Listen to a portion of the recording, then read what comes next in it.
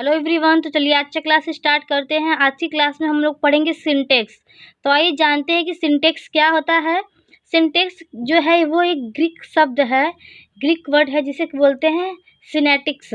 जो इसका मतलब होता है वो होता है अरेंजमेंट से, यानी कि किसी चीज़ को व्यवस्थित करने को हम लोग क्या कहते हैं, सिंटेक्स कहते हैं।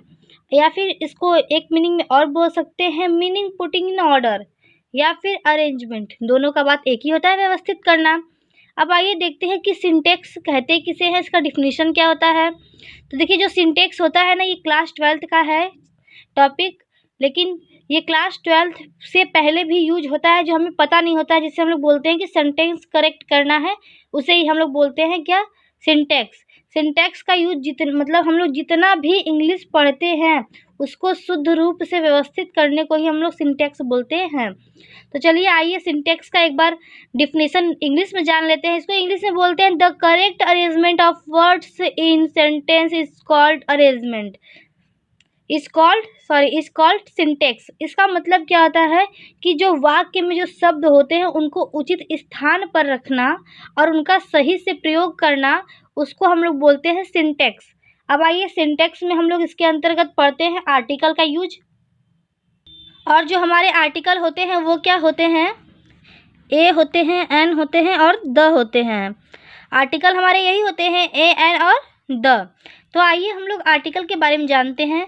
देखिए पहले मैंने क्या लिखा है, a and an and the, ये क्या है, हमारे आर्टिकल हैं, यानी आर्टिकल को हिंदी में बोलते हैं उपपद हैं।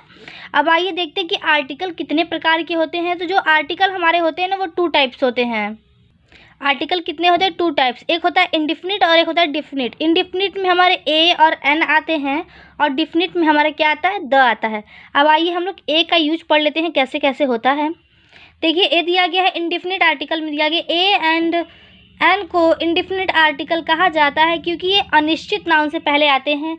इसका मतलब ये क्या है कि ये जो अनिश्चित नाउन होते हैं, जो निश्चित यानी कि जो डिफिनिट नाउन नहीं होते, जो इंडिफिनिट नाउन होते हैं, उसके पहले हम लोग ए और एन का यूज करते हैं।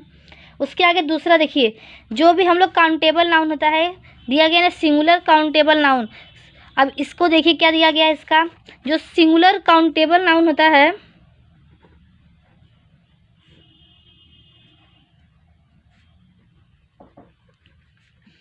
सिंगुलर काउंटेबल नाउन जो ये है हमारा, इसमें हम लोग जो आर्टिकल ए और एन का यूज करते हैं, लेकिन जो अनकाउंटेबल नाउन होते हैं, अनकाउंटेबल नाउन, उसके आगे आर्टिकल का प्रयोग नहीं किया जाता है। ये आप लोग ध्यान रखिएगा, जो काउंटेबल होंगे सिंगुलर, उनके आगे आर्टिकल का प्रयोग किया जाएगा और जो अनकाउंटेबल होंगे उनके आगे आर्टिकल का प्रयोग नहीं किया जाता है। अब आइए जैसे एक एग्जाम्पल देख लेते हैं कि जिसमें हम लोग आर्टिकल का प्रयोग करेंगे। जैसे है एग्जाम्पल में, आई सा अ बॉय, मैंने एक लड़के को देखा, आई सा ए बॉय। ये बॉय क्या है, एक इंडिफिनिट है। कैसे, क्योंकि हम लोग किसी भी लड़के को देख सकते हैं, एनी बॉय, जैसे ब्रैकेट में लिखिए एनी बॉय, वो कोई भी लड़का हो सकता है, इसलिए क्या है हमारा अनिश्चित नाउन। अब हम लोग निश्चित क्या होता है, अब आइए उससे पहले एक बार और देख लीजिए कि कहाँ पे आर्टिकल का प्रयोग नहीं होता है, वो देखिए। आर्टिकल का प्रयोग जैसे हो गया, a chair is made of would.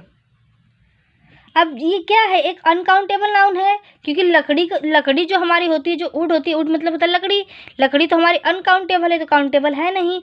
और जो चेयर है, चेयर के साथ मैंने ए का प्रयोग किया है, इसलिए क्योंकि चेयर क्या है, हमारा काउंटेबल है। चेयर हमारा क्या है, काउंटेबल नाउन है, और ये क्या है, अनकाउंटेबल नाउन है, अनकाउंटेबल नाउन है।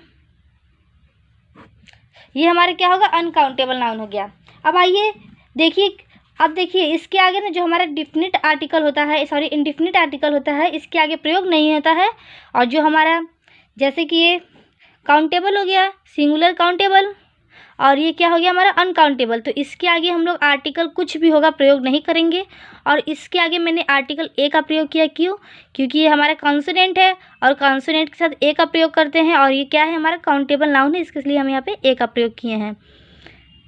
अब आगे देखिए, जो हमारा इंडिफिनिट होता है, indefinite noun, sorry indefinite article जो हमारा होता है उसे आइए देखते हैं। जो हमारा डिफिनिट आर्टिकल होता है, डिफिनिट आर्टिकल क्या है हमारा? द हमारा जो है वो है डिफिनिट आर्टिकल। ये क्या है हमारा? डिफिनिट आर्टिकल है।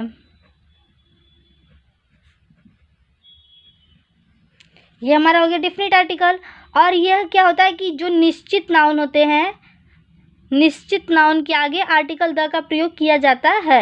अब आइए इसका एक एग्जांपल देख लेते हैं निश्चित नाउन में इसका आर्टिकल द का प्रयोग में। जैसे हो गया आई वेंट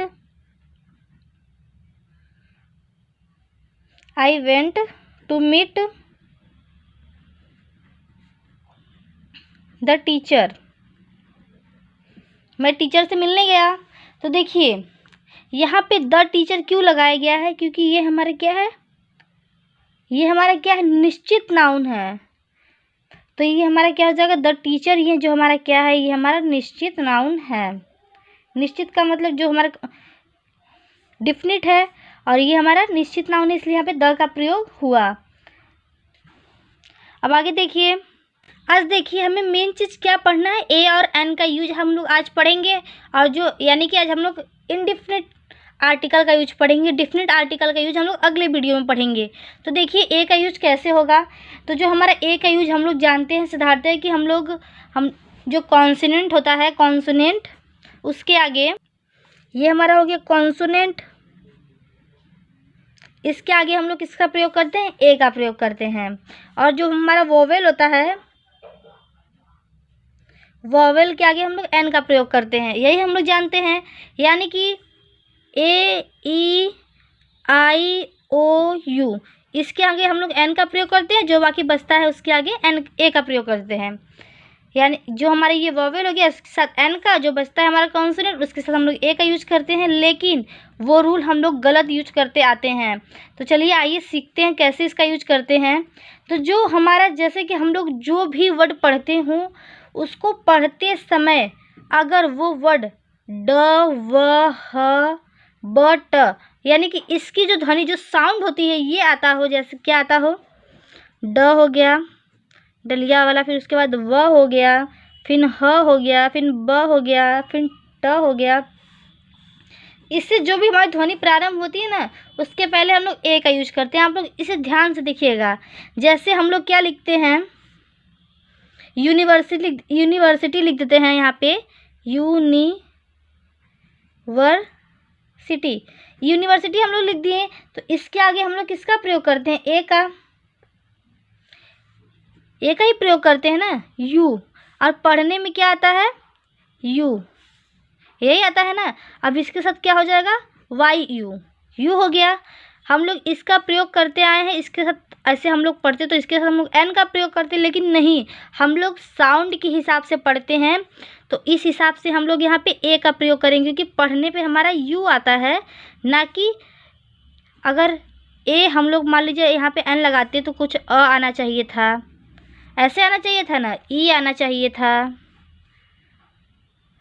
जो हमारे किस में आते हैं, जैसे अ से अह तक पढ़ते हैं उसमें आना चाहिए था। लेकिन हम लोग बेसिकली हम लोग साउंड पे ध्यान देते हुए ही पढ़ेंगे। अब देखिए जैसे हो गया a dog, a women, a horse, ये हो गया ना। इसे पढ़ने पे भी हमारे वॉवेल यानी कॉन्सोनेंट वाले वॉवेल वाले नहीं आ रहे, कॉन्सोनेंट वाले आ रहे हैं, इसके साथ ए का प्रयोग होगा। अब देखिए जैसे हम लोग दूसरा पॉइंट देख लीजिए क्या होता है। ये तो पहला पॉइंट हो गया। दूसरा पॉइंट देखिए, जब ना यू की आवाज़ जो होती है, यू की जो साउंड होगी हमारी साउंड, वो किस में आएगी? यू में आएगी। जैसे मैंने अभी बताया ना ये वाला पॉइंट। तो इसके साथ जैसे हो गया यूनिवर्सिटी, यूरोपियन,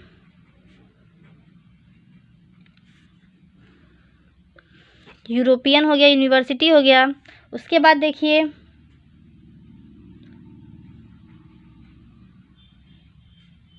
यूटेंसिल हो गया। उसके बाद हो गया यूनियन। इसके साथ हम लोग किसका प्रयोग करेंगे? तो इसे हम लोग जब भी पढ़ेंगे तो यू की आवाज़ आएगी, इसलिए इसके साथ हम लोग ए का प्रयोग करेंगे। आगे तीसरा पॉइंट देखिए, तीसरा पॉइंट हमारा मेन देखिए क्या है। जब व को हम लोग पढ़ेंगे ना, जब व की साउंड जो होती है डब्लू यानी कि व में आए, जब ओ की साउंड जो हमारी होती है वो व में आए, जैसे one eyed man, 1 rupees note, इसे पढ़ रहे हैं तो इसका क्या साउंड आ रहा है, व का साउंड आ रहा है। इससे पढ़ रहे हैं तो व का साउंड आ रहा है ना, लेकिन किसकी जगह पे, ओ की जगह पे व की साउंड आ रहा है, तो इसकी जगह पे हम लोग ए का ही प्रयोग करेंगे। अगला पॉइंट देखिए,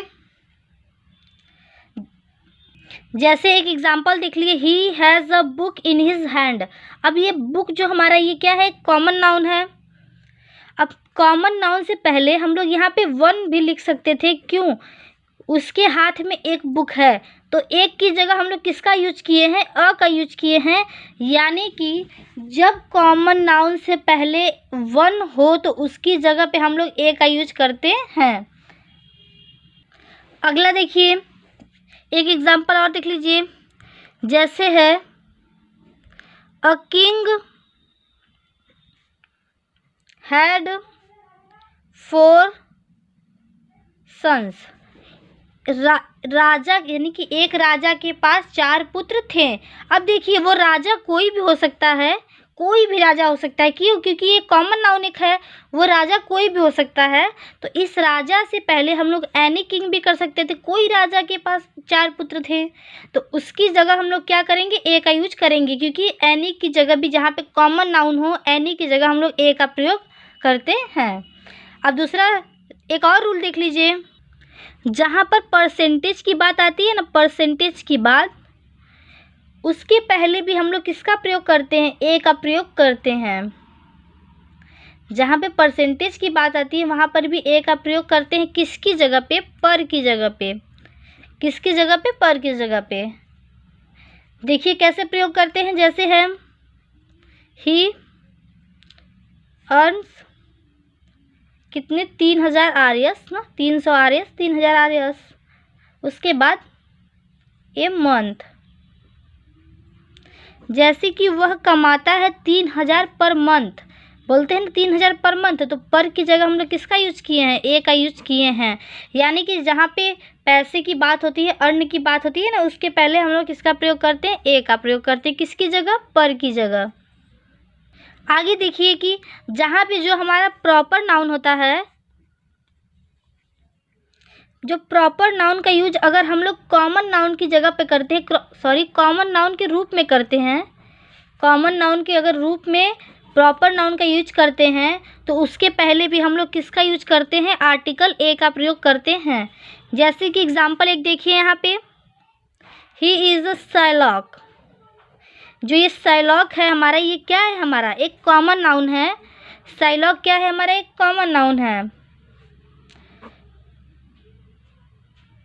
ये कॉमन नाउन हो गया।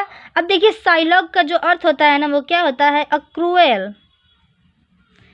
मनी लेंडर, अर्थात जो ये होता है ना Psylocke, a cruel money lender. तो आई होप आपको जितना भी ए का यूज होगा, आपको आर्टिकल ए का यूज आज समझ में आ गया होगा। वीडियो काफ़ी बड़ी हो रही है, इसीलिए मैं एन का जो प्रयोग है वो अगली वीडियो में अपलोड करूँगी। आई होप आपको ये पूरा वीडियो अच्छे समझ में आया होगा। नहीं आया होगा तो एक बार कमेंट बॉक्स में ज़रूर कमेंट कीजिएगा, मैं आपको फिर से अच्छे से और अच्छे समझाने की कोशिश करूँगी। Thank you.